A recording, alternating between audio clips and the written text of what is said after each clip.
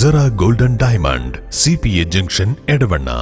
Branded ഉൽപ്പന്നങ്ങൾക്ക് വിലക്കുറവ് വാഗ്ദാനങ്ങളിൽ മാത്രമല്ല, സിഗ്മ ഷോറൂം സന്ദർശിക്കൂ. ഓൺലൈൻ ഷോപ്പിംഗ് വിലയേക്കാൾ കുറവിൽ ഉൽപ്പന്നങ്ങൾ സിഗ്മയിൽ നിന്നും ലഭ്യമാണ്. Sigma electronics gallery. ആഘോഷം ഏതു തന്നെയായാലും ആഭരണം Hiba golden diamonds. Hiba golden diamonds, opposite federal bank, Edavanna.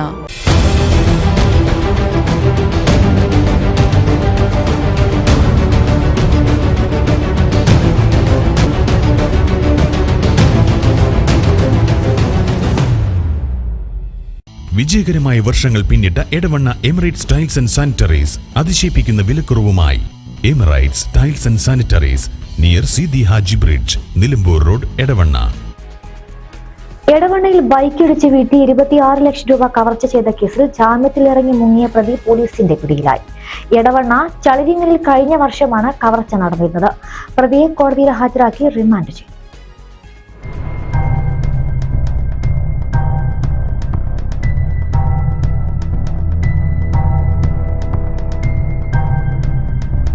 കോടതി നടപടികൾക്കിടയിൽ ഒളിവിൽ പോയ കേസിലെ പ്രധാന പ്രതിയായ അജി ജോൺസണെയാണ് പോലീസ് പിടികൂടിയത്. 2023 ഏപ്രിൽ മാസത്തിലാണ് സംഭവം നടന്നത്. എടവണ്ണ ചളിരിങ്ങലിൽ വെച്ച് പണവുമായി പോവുകയായിരുന്ന വാഹനം ഇടിച്ചു വീഴ്ത്തി കവർച്ച നടത്തുകയായിരുന്നു. 26 ലക്ഷം രൂപയാണ് തട്ടിയെടുത്തത്. കൂടാതെ പേഴ്സും മൊബൈൽ ഫോണുകളും തട്ടിയെടുത്തിരുന്നു. 6 പ്രതികളാണ് കേസിലുണ്ടായിരുന്നത്. മുഴുവൻ പ്രതികളെയും പോലീസ് പിടികൂടി കോടതിയിൽ ഹാജരാക്കിയിരുന്നു. എന്നാൽ കോടതി നടപടികൾക്കിടയിൽ കേസിലെ പ്രധാന പ്രതികളിൽ ഒരാളായ ആലപ്പുഴ സ്വദേശി അജി ജോൺസൺ ഒളിവിൽ പോവുകയായിരുന്നു. ഇയാളെയാണ് കഴിഞ്ഞ ദിവസം എടവണ്ണ പോലീസ് എറണാകുളത്ത് വെച്ച് പിടികൂടിയത്. കോടതിയിൽ ഹാജരാക്കിയ ഇയാളെ റിമാൻഡ് ചെയ്തു. എടവണ്ണ പോലീസ് സ്റ്റേഷനിലെ കഴിഞ്ഞ വർഷം 2023 4 മാസം ഒരു ഹൈവേ റോബറി നടന്നു.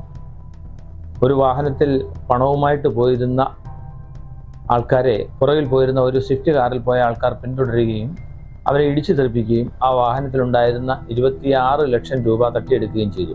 അതിന് കഴിഞ്ഞ വർഷം കേസെടുത്ത് അതിനകത്തെ 6 പ്രതികളുണ്ടായിരുന്നു. ഈ 6 പ്രതികളെ നമ്മൾ അറസ്റ്റ് ചെയ്ത് ബഹുമാനപ്പെട്ട കോടതിയിൽ ഹാജരാക്കുകയും കോടതി റിമാൻഡ് ചെയ്യുകയും തുടർന്ന് കേസിൻ്റെ വിചാരണ നടപടികൾ നടന്നു വരികയായിരുന്നു.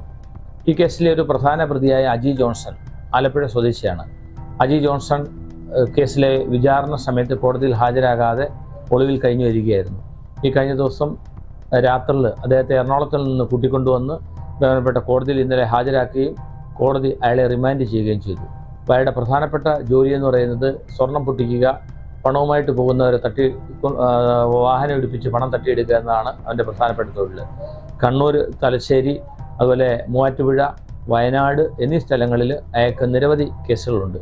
പ്രധാനപ്പെട്ട കേസുകളെല്ലാം തന്നെ ഹൈവേ റോബറി ആയിട്ട് ബന്ധപ്പെട്ടാണ്. ഈ കേസിലെ സിയാദ്, അതുപോലെ തന്നെ ഷബീർ എന്നീ പോലീസ് ഉദ്യോഗസ്ഥരും സുഹൈലും ഒപ്പം ചേർന്നാണ് ഈ പ്രതി അറസ്റ്റ് ചെയ്ത് കോടതിയിൽ ഹാജരാക്കിയത്. സംസ്ഥാനത്തിന്റെ വിവിധ ജില്ലകളിൽ ഇയാൾക്കെതിരെ മറ്റു കേസുകൾ നിലനിൽക്കുന്നതായി പോലീസ് പറഞ്ഞു.